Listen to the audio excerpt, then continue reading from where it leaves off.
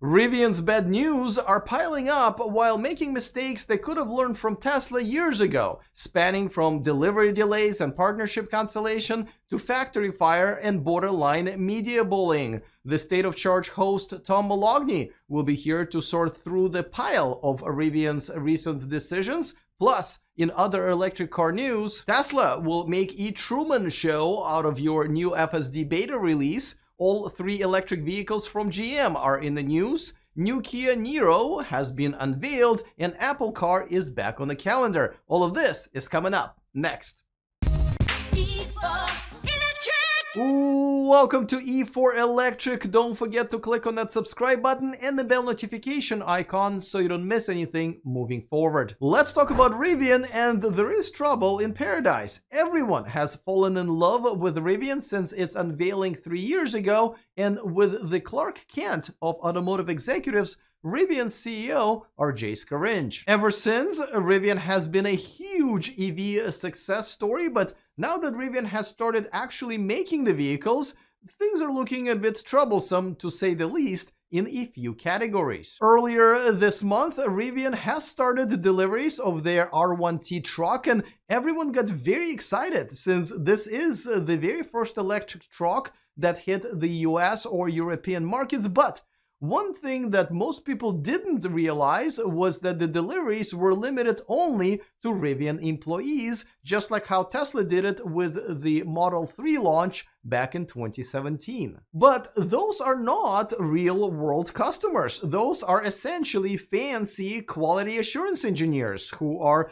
giving a lot of their salaries back to their employer in a form of car payments. My impression was that the real deliveries were starting very shortly after that, but now it looks like Rivian is not going to deliver their first trucks to the real-world customers until March of next year, based on the recent poll done by the reservation holders sharing their official delivery dates with the community. And that's not the only bad news that came out of Rivian in the last few weeks. It looks like one of their biggest investors, with a stake of around 12%, and Rivian's strategic partner Ford, has decided to abandon its plans on using Rivian's technology in any of Ford's future vehicles, which was the original plan. Here's what R.J. Scaringe, the CEO of Rivian, told me last time I spoke to him in San Francisco, California. The Ford relationship is really strong, and we're excited to have them as a partner, and them coming in, part of it, of course, was an investment, but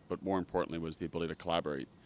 And what we're collaborating on culminates in a vehicle that we're doing together, where we provide the platform, the skateboard, so drivetrain, network architecture, electrical system, battery system, and then they put a top hat that's of their own design on. Looks like Rivian was going to do all of the hard work, and Ford was just going to come in and put a pretty shell on top of that and slap their logo on top, kind of like when your mom worked very hard all evening long making cookies for your high school potluck, and all you had to do was put them on a plate and bring them to school. Yet, Ford has decided to walk away. On top of that, a couple of months ago, Ford gave up its position on Rivian's board as well. Ford, of course, has its own electric pickup truck, the F-150 Lightning, that goes on sale in the next half a year. Ford is so proud of it, they brought it all the way up to Tesla's headquarters in California, while it's still there, to troll Tesla on Twitter with this picture. Now, I'm not gonna lie, I have also brought my new girlfriend to a party once where my ex-girlfriend was,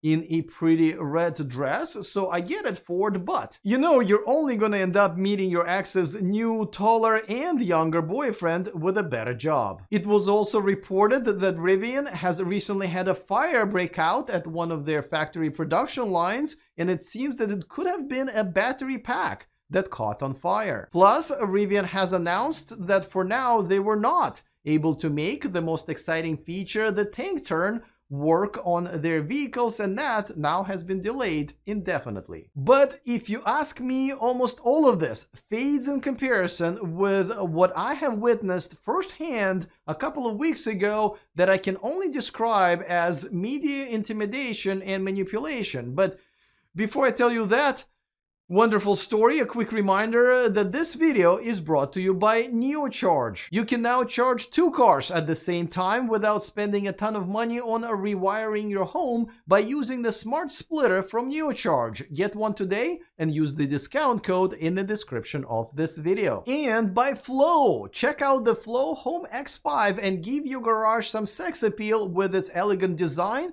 sturdy 100% aluminum casing, and plenty of cord length. Get yours using our exclusive $150 discount in the description of this video. So honestly, I cannot believe that this happened, and it happened in front of my eyes. And I did reach out to Rivian because I want to make sure that you, my audience, get both sides of the story, but unfortunately, they refused to give me any comment on this situation, which I guess is a comment on its own. First, as you probably know, Rivian did a first drive event for some members of the media, but they have excluded some of the media that appeared to maybe be more critical in their reporting, which is very similar to Tesla's PR strategy when they did have their PR department. One of the most vocal media outlets who got snubbed by Rivian was the Fast Lane Truck YouTube channel with almost 1 million subscribers, arguably the biggest truck review channel on YouTube, which certainly should have been invited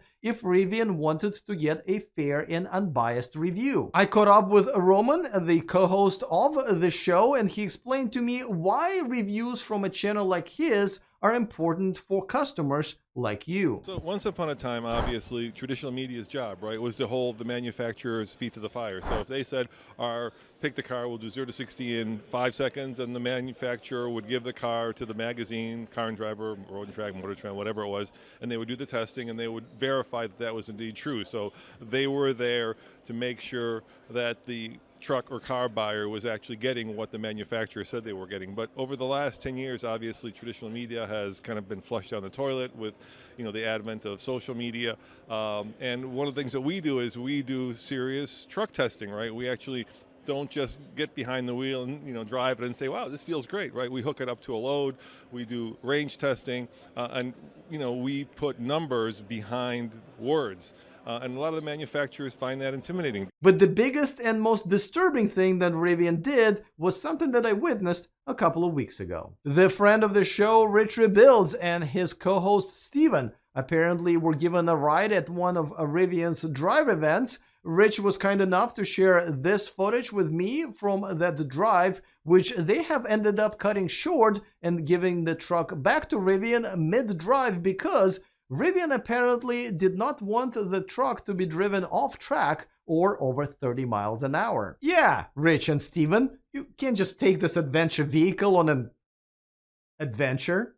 Now, I happened to be at another event next door where Rich and Steven went to after the test drive, but after some time, what I saw was 2 Rivian representatives showing up with security personnel asking Rich to show them his footage, claiming that they did something wrong by going off track. Rich was kind enough to share the footage of the drive that you're looking at right now, and once Rivian staff realized that nothing was done wrong, they left. And that, if you ask me, is media intimidation and borderline bullying, which is not okay. I don't care if the CEO of your company is the Superman. But the bigger question is, what is it that Rivian doesn't want Rich or Roman or any other unbiased journalist to find out? That RJ is not actually the Superman after all, and that start of production is challenging and things don't always go as planned? Since Rivian has refused to give us any answers, as always, we turn to the Forbes contributor, the host of the State of Charge YouTube channel, and most importantly, a Rivian reservation holder himself, Tom Moloughney. All right, Tom, so it looks like Rivian, much like Tesla back in 2017 with Model 3, is also limiting their deliveries to their employees for now. I'm also assuming they probably asked them to, stay away from media, not post on social media themselves, which is reasonable. But, come to find out, the real deliveries to real-world customers are delayed to now, at the very least, March. That's a long testing period that they're going to have. Is there a concern, maybe these vehicles are not as real world ready as they made us believe. So, it's incredibly hard to launch a new car. It's incredibly hard for a new car company to launch their first vehicle. We've seen this time and time again. I'm not worried yet, to be honest with you. I mean, it could literally one thing that they're still tweaking. 99.9% of the vehicle could be perfect, and there's one software issue or something that they're still tweaking. So, I'm not really too concerned about it. I wish they were a little more forthcoming and said, look, these initial deliveries are just going to be for employees and they're not going to talk about it. We didn't really learn about that till later on, but I'm not in worry mode yet, Alex. Okay, well, let's move on to what's happening with Ford, because Ford, I thought had a pretty sweet deal, right? Rivian was going to do all the hard work. Ford was just going to put their tops on that, and off they go. And yet they still walked away from that sweet deal. Is that a concern? Well, the real sweet deal was Ford got all that Rivian stock, and they're making a lot of money on it now. That was Ford's sweet deal. Yeah, I think it's a concern because it's a revenue stream that Rivian maybe was thinking they were going to get, and that never transpired. I think that most people in the industry expected this a long time ago because, we weren't hearing anything with this partnership. They were supposed to do something with Lincoln, and then Ford announced they weren't doing that, and then we didn't hear anything else. So I think this has been kind of a fait accompli for a long time now. And my take is, I think Ford, when they first forged this dealership, deal, thought to themselves like, look, we're not sure if we're going to be going all in with electrification yet, or in 5 years, or in 10 years. So let's hedge our bets, and we'll form this partnership. And if we need to, we can quickly grab their tech, scale up, and move forward. But then I think shortly after they had this deal in place, Ford realized, look, the whole industry is accelerating to electrification faster than we thought. So we need to pivot now. We need to make our brand electric. We need to go all in. Mustang, F-150, Transit, and more and more and more you're going to see coming on. So I think at that point, when they said, we're going to do this on our own, we're going to electrify Ford, they realized we don't need anybody else. And, I think that probably might be the best move for Ford. All right, what do you think about the whole media thing that's going on? It does look like, the new now established startups like Tesla and Rivian and Lucid are taking a different approach, if you will, to how they interact with us media, and therefore our audience. Could this be one of those things where they actually may want to copy what the legacy manufacturers are doing in terms of how, inclusive and open they are most of the time with us, the media, and therefore our audiences?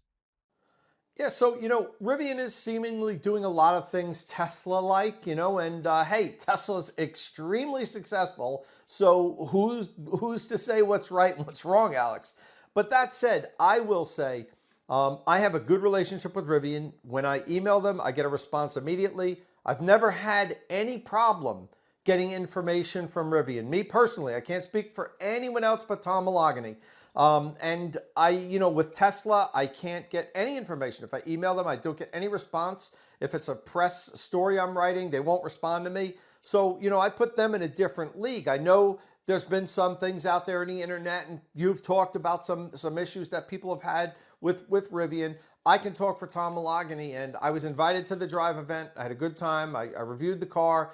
Whenever I shoot them an email, whenever I ask them a question, I get a response within the hour. So, I think, maybe they're picking and choosing who they respond well to. That could be the case. I don't know if that's the right way to go, but, for Tom Moloughney, for Inside EVs also, I know they're very responsive for us. Well, at least someone who appears on my channel regularly got access to the Rivian truck, and you can see that video on Tom's channel, to which I put a link in the description of this video. Before we get to our next story, let's check out the grumpy comment of the week, and this one comes from Paulie B. He asks, did you have to sing and dance as the host? He's referring to my hosting responsibilities at the Los Angeles Auto Show's Electric Car Awards, the Zivas. First of all, Paulie, the reason they've hired me was because I promised not to. I mean, you can easily see that I wasn't even coordinated enough to fist bump the Electrify America's CEO Giovanni Palazzo when he came out on stage. Now, I did try some moves at the Holly's High Voltage event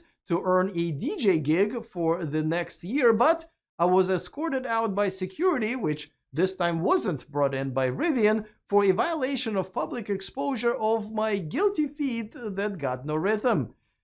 I'm never gonna dance again. Let's move on to the next story, and Tesla is adding a new feature to its latest full self-driving beta release, but it's not for you, it's for them. In order to get the latest version of the software, Tesla drivers will have to agree that Tesla will be able to transfer and keep recordings from all cameras, including the inside cabin camera, the one that watches you pick your nose and sing off-key in traffic, but no longer anonymously, but those will now be attached to your VIN. So now Tesla will have their own Truman Show of you. Good afternoon, good evening, and good God, you paid $10,000 for this? They are claiming it is just in case of an occurrence of a serious safety risk or a safety event like a collision, but that's vague enough where I'm sure their lawyers can fully self-drive that language into almost anything. Many people believe that based on the ongoing NHTSA investigation and recent concerns from owners, including the latest CNN story, Tesla is doing this to protect themselves rather than their customers. So let me get this straight. Some people had to pay $10,000 for the feature that wasn't mostly complete, then tested daily to maintain a score to get the privilege of using the very feature they've already paid for, and now they have to agree to being recorded just in case if Tesla has to defend themselves in court, possibly against them. Wow. Well, maybe in the next release, Elon Musk will hold the right to be able to show up to your house and make out with your wife while your kids are washing his car.